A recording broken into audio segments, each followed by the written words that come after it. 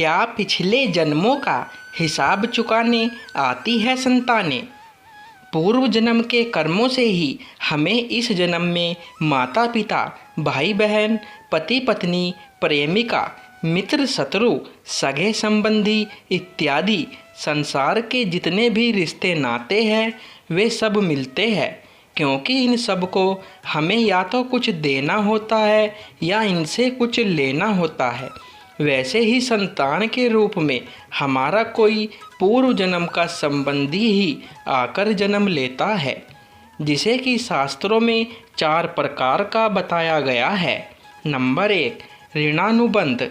पूर्व जन्म का कोई ऐसा जीव जिससे आपने ऋण लिया हो या उसका किसी भी प्रकार से धन नष्ट किया हो, वह आपके घर में संतान बनकर जन्म लेगा और आपका धन बीमारी या व्यर्थ के कार्यों में तब तक नष्ट करेगा जब तक कि उसका हिसाब पूरा न हो जाए। नंबर 2, शत्रु पुत्र। पूर्व जन्म का कोई दुश्मन आपसे बदला लेने के लिए आपके घर में संतान बनकर आएगा और बड़ा होने पर माता पिता से मारपीट, झगड़ा या उन्हें सारी जिंदगी किसी भी प्रकार से सताता ही रहेगा। हमेशा कड़वा बोलकर उनकी बेइज्जती करेगा। वह उन्हें दुखी रखकर खुश होगा। नंबर 3, उदासीन पुत्र। इस प्रकार की संतान न तो माता पिता की सेवा करती है और न ही कोई सुख देती है और उनको उनके हाल पर मरने के लिए छोड़ देती है। विवाह होने पर यह माता पिता से अलग हो जाती है। नंबर 4, सेवक पुत्र। पूर्व जन्म में यदि आपने किसी की खूब सेवा की है तो वह अपनी हुई सेवा का ऋण उतारने के लिए आपकी सेवा करने के लिए पुत्र बनकर आता है। जो बोया है वही तो काटोगे।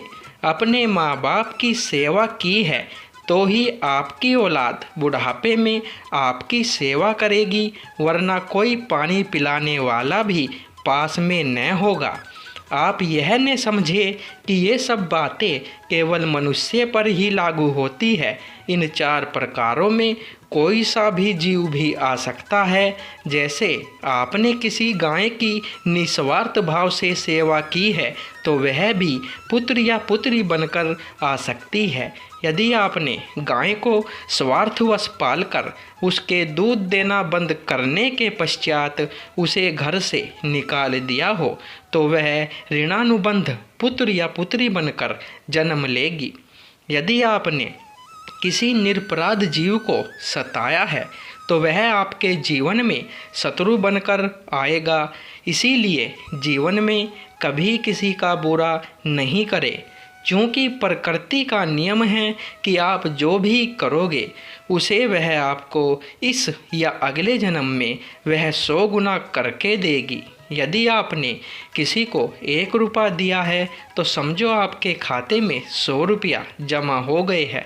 यदि आपने किसी का 1 रुपया छीना है तो समझो आपकी जमा राशि से 100 रुपया निकल गए। जरा सोचो कि आप कौन सा धन साथ लेकर आए थे और कितना धन साथ लेकर जाओगे। जो चले गए वो कितना सोना चांदी साथ ले गए। मरने पर जो सोना चांदी धन दौलत बैंक में पड़ा रह गया, समझो वह व्यर्थ ही कमाया। औलाद अगर अच्छी और लायक है तो उसके लिए कुछ भी छोड़कर जाने की ज़रूरत नहीं, खुद ही खा कमा लेगी।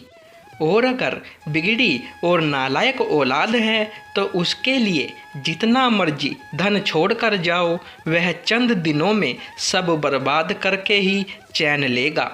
मेरा तेरा सारा धन यहीं का यहीं धरा रह जाना है, कुछ भी साथ नहीं जाना है, साथ सिर्फ नेकियां ही जाएगी।